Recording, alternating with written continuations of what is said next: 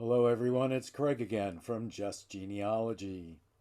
Today, I'd like to talk to you about the Mexican Punitive Expedition, the Mexican Border War. Maybe it's something you've heard about, maybe not. Let's see by the time it's all done. Before I jump into that, I came across a picture out there in the National Archives Pieces of History blog. If you're unaware of the Pieces of History blog, you ought to go and look it up. They have a photo caption contest every so once in a while where they pull out a picture out of Prologue and they throw this picture up and they invite everybody to describe what the caption is. So the winner of this photo caption contest, when this was done, was the caption, "I got to get out of this place if it's the last thing I ever do."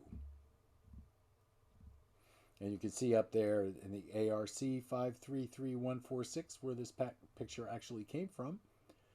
What the actual caption is Privates Daly, Ball, and Baldwin, Company A, 16th Infantry, testing out the burro. This burro came to camp one day and ever afterward persisted in hanging around. September 29th, 1916 was when the picture was taken, I assume. I don't know what the 1922 means, but it was part of the quote.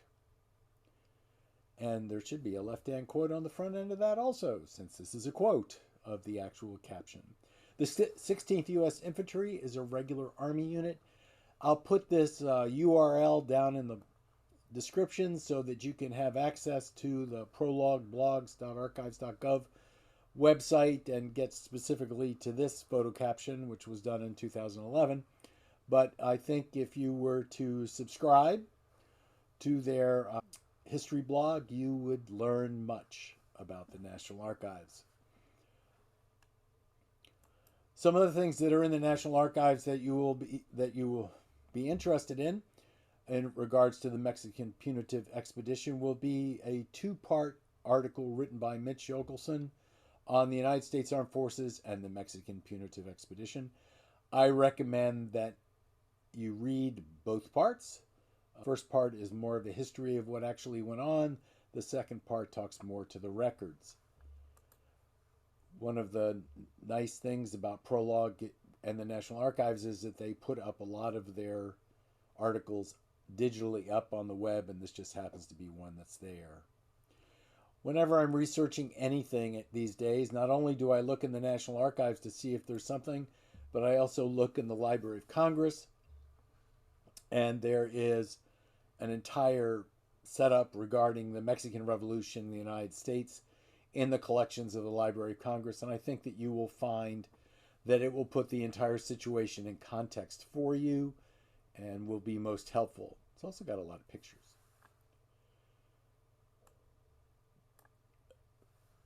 Because of the number of states involved in this little event, I recommend that you go look at the state archives or look in the state itself. If you just type in the name of the state and then type in Mexican Border War and wipe out all the things that talk about the Mexican War in 1846 to 48 and focus on what there is in the early 1900s, that'll be useful to you. This whole situation starts in 1910 with the Mexican Revolution. It goes on for a while. There's a lot of concern in the United States over U.S. business interests in Mexico because we're spending money there. And then the U.S. citizens along the border, they're in need of protection because of continued raids over time. In 1911, President Taft sends 16,000 troops to Texas for war games in April, and they're called the Maneuver Division. And they prepare for the possibility of an incursion into Mexico, a second Mexican-American War, possibly. The revolution, however, succeeded, and the division was disbanded on August 7th, 1911. Now, things sort of change up, and in 1913, the new president is arrested and forced to resign, and he eventually, on February 22nd, dies. But it's presumed that he is assassinated in Mexico City during a military coup d'etat. And civil war begins again between the forces of General Huerta, who happens to be the new president, and the usurper, and Governor Carranza, who happens to be a supporter of Madero and actually a governor of a Mexican state. Involved in this process are people like Pancho Villa and Zapata. They're with several thousand men. Pancho Villa forms a division of the North, and he's operating in the mountains of northern Mexico. He is a supporter of Carranza, not Huerta. Woodrow Wilson becomes president in 1913, and he's forced with the task of picking sides, and he basically doesn't like either one of them. And he especially doesn't like an ambassador by the name of Wilson, who's the U.S. ambassador to Mexico. It seems we keep picking up on the side of the revolutionaries. Anyway, so he embargoes both sides. And then there's some problems in Veracruz. He's tempted to send troops in, and then he learns that a German ship is about to drop off a whole bunch of arms to Huerta, so he sends the Navy and Marines in to capture Veracruz, and they arrive there in April of 1914, take the city very quickly, and they stay there for quite some time. This causes problems for Huerta, and he actually gets ousted in 1914. Carranza becomes the new guy. Pancho Villa doesn't like him one bit anymore for some reason. Basically, Carranza's behaving like a dictator. Eventually, the Carranza government is recognized by several nations, and he'll serve until 1920. Pancho Villa appears to not agree with this at all, and things just devolve from there. The straw that sort of breaks the camel's back in regards to the U.S. entering Mexico is on March 9th. With approximately 485 men, Pancho Villa raids Columbus, New Mexico, killing a number of American citizens, plus soldiers, before fleeing back to the border. Columbus was the home of Camp Furlong and the 13th Cavalry Regiment. Now, until today, when I started to put this together, I had forgotten that it was the 13th Cavalry Regiment. But my great-grandfather was in the 13th Cavalry Regiment in 1907, or 8, something like in that time frame. Had he stayed in the regiment, in other words, not been court-martialed for desertion and sent to a hotel in Kansas for a year, he probably would have been there in the 13th Cavalry Regiment, but that was not to be. It reported that 10 American officers and soldiers were killed, along with 8 civilians. Total casualties were about 27. The Mexican irregular losses numbered about 100, with 7 wounded and captured. The 13th followed Pancho Villa into Mexico 12 miles. So within just a few years, we've now entered Mexico twice. On March 16, 1916 to February 4, 1917, an expeditionary force of more than 14,000 regular Army troops under the command of Brigadier John J. Pershing, who you will remember headed up the American Expeditionary Force in World War I. One wonders how that came to be. Operated with the permission of President Carranza in northern Mexico for the purpose of capturing Pancho Villa. Another 140,000 regular Army and National Guard troops would be called upon to patrol the border over time. It started out with the National Guard units from Texas, Arizona, and New Mexico in May 8, 1916.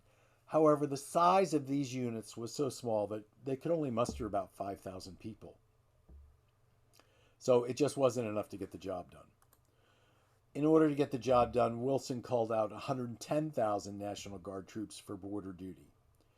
And it included units from every state but Nevada, which for some reason at that point in time had no National Guard.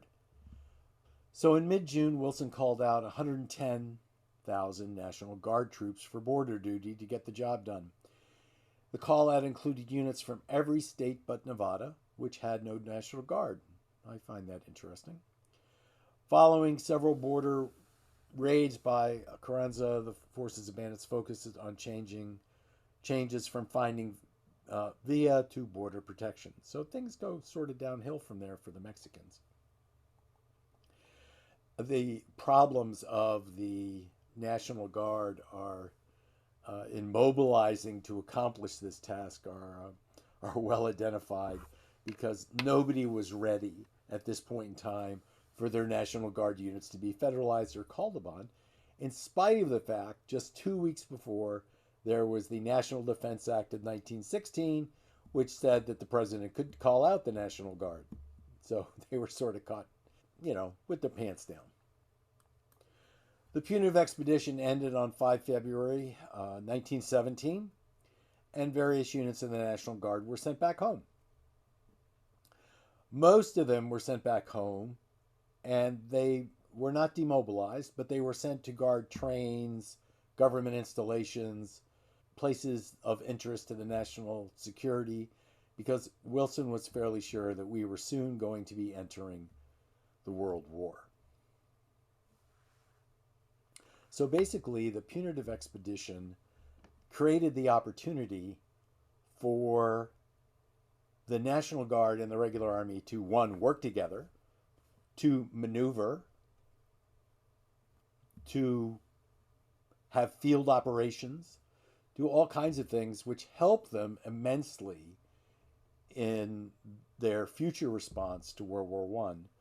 5 divisions would be sent over initially in World War I, and 3 of these would be National Guard divisions, given that they were already pretty much prepared to go.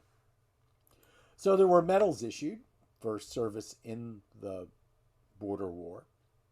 Now, the Mexican Service Badge, which looks like this. So the Mexican Service Badge was given for participation in engagements between the United States and Mexico between April 12, 1911 and February 7, 1917.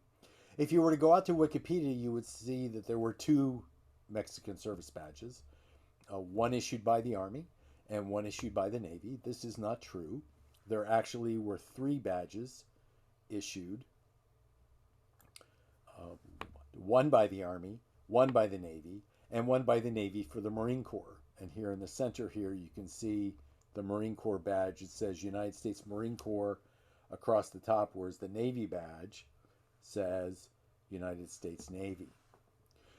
Now, notice the date 1911, between April 11th and April 12th, 1911 and February 7th, 1917. So what are we dealing with here? Well, we're dealing with the maneuver issue under President Taft, so that covers 1911. Then we have the Veracruz expedition, where we attack Veracruz and interrupt a German arms shipment to Huerta. He eventually gets it. We also spend time interrupting other shipments to Huerta, which we end up giving to Carranza. There is, of course, the Punitive Expedition, which we're talking about. Then there's something in Buena Vista on the 1st of December. Then there's the BT Ranch raid on San Bernardino Canyon in Mexico in December of 1917. There's something in La Grua, Texas, January 8th and 9th, 1918. And then there's the Neville Ranch, although nobody's really sure that that involved Pancho Villa or anybody like that. And then there's actions in Nogales. There's a couple of battles of Nogales over time. And then the Battle of Ambrose Nogales. So those 2 battles in Nogales. There is a Mexican Border Service Medal, which was for the National Guard troops who were federalized for service against Mexico, but who did not qualify for the Mexican Service Medal. Basically, qualification for the Mexican Service Medal involved actually going into Mexico, and the Guard was not supposed to go into Mexico, so they had a separate medal for them. Now, many of the National Guard units were issued state medals. Here's one from New York. Here's a medal from Wisconsin. And then here's a medal without the ribbon from Nebraska. Those are actually the only 3 that I've been able to find so far. My number 1 source for locating these kinds of things is eBay. So these are all pictures of medals that are currently available on eBay, and they have a wide range of price. So the federal and state records that deal with this war are going to be located in the National Personnel Records Center in St. Louis, which means they burned. But some duplicates of these records can be found in the records of field or higher headquarters, so that's where you're going to want to focus. Of course, because we're dealing with the National Guard, for a lot of these people, it's likely that there will be records in the custody of the individual state archives. Let me give you a sample of what happened to a couple of Virginia units. The Virginia Guard mobilized 2 infantry regiments, a battalion of field artillery, and a squadron of cavalry, and companies of engineers and signal corps, about 4,000 men. So they gathered at the border, and they began playing with each other, doing mock trench warfare drills and other training just in case. Imagine they're doing this in the desert, preparing to be in France. That must have been a lot of fun. The 1st Virginia Field Artillery Battalion conducted a forced march through desert-like conditions to toughen up men and animals to arrive at a special camp set up so they could live fire their cannons. By the end of 1916, peace along the border was restored enough for the Guard units to begin to return home. The last Virginia unit, the 1st Squadron of Virginia Cavalry, arrived home in Richmond in mid-March, but was not released from active duty. Instead, it was deployed to patrol rail yards, bridges, dams, and other vital infrastructure against sabotage as America prepared to go to war. So let's talk about the record groups in the National Archives that you're going to be able to find things in. These pretty much come from Mitch Yochelsson's article. I've touched some of them, but I've not touched all of them. Those that I have touched include deck logs and muster rolls for Navy personnel in Record Group 24. Those are in entry 118 and 134. I'm not sure off the top of my head whether the Navy muster rolls for this time period are ancestry or not. The Marine Corps rolls are. Record 45, the Navy Records Collection of the Office of Naval Records and Library, has an entire subject file designation, WE, for Mexico, and it collects the information on the Marine Corps Navy operations reports, correspondence, and casualty lists for what was going on their side of the Mexican operation. In Record Group 92, there's a few series of records. 189 and 190 pertain to correspondence, telegrams, and other papers relating to supplies for the expedition. And also in the quartermaster records, you'll find the procurement and issuing of medals. So in entry 283 is a serial list of the Mexican service badges issued, numbers 1 to 25,000. And entry 285 is a serial list of Mexican border service medals issued, 2401 to 34,060. These are obviously incomplete lists. Entry 256 is a name index to all medal and badge related series in this record group. Now, Record Group 94 is the records of the Adjutant General up to 1917. So that means that we're not only going to be dealing probably with the records of the Adjutant General up to 1917, but then the records of the Adjutant General after 1917. So included in this record group is correspondence such as letters received, replies, telegrams, reports, and other documents sent to the War Department of Washington relate to troops stationed along the border and operations during the expedition. There's a subject name index in entry 27 of Record Group 94. There is a consolidation of information under 2 different files, one for the Mexican border and one for the expedition itself. The personnel-related documents, which you would expect to find in Record Group 94, up through 1917, are included in entry 25. Now, these are officers, staff officers at that. However, you may be able to locate information on enlisted personnel in the regular Army or the National Guard here, particularly if the soldier was discharged, deserted, or died while in the Army. In the records of the Surgeon General, this is the Army Surgeon General, there is the Surgeon General's final report for the expedition. There's also a list of personnel files for medical officers serving during the Mexican expedition and along the Mexican border. Now, in Record Group 127, the records of the United States Marine Corps, these are the muster rolls are in entry 101, and on Record Group 165 is the records of the War Department General and Special Staffs, and it contains drafts of reports, copies of telegrams, photographs, and monographs relating to those operations in Mexico and along the border. Records pertaining to that 1911 Maneuver Division were transferred from the War College Division correspondence are now included in the general correspondence of the Military Intelligence Division, entry 65. And there's a file there that contains a report on Pancho Villa's raid on Columbus, New Mexico, and the Military Intelligence Division, entry 63, also contains reports from military attaches during the period relating to the political, social, military, and economic conditions in Mexico. Entry 152, records of the Office of the Military Censor, contain reports on censorship along the Mexican border during that time period and during World War I. The History Division files in entry 310 contain histories, diaries, orders, memorandums, and reports of units stationed along the border. There's a subject index at the beginning of the series. And then Record Group 391 has 4 entries that deal with each branch, infantry, cavalry, and field artillery regiments. And this way, if you can't find strength returns, muster rolls, or some records in other places where they actually belong, you might be able to find them here. Record Group 393, the records of the United States Army Continental Command, includes correspondence that relates to this time period.